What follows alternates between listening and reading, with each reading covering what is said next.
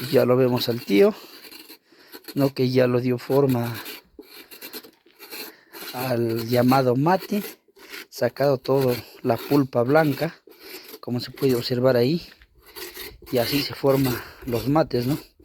La abuelita nos comentó que en los tiempos antiguos no había lavadores, no había nada, entonces en eso ellos daban de tomar agua al ganado, ¿no? Porque se forma un recipiente grande y también hay calabazos más grandes que eso lo utilizaban, ¿no? Y también hay chiclayos o calabazos más pequeños que sacaban los mates chiquitos y ahí se servían la comida. Acá ya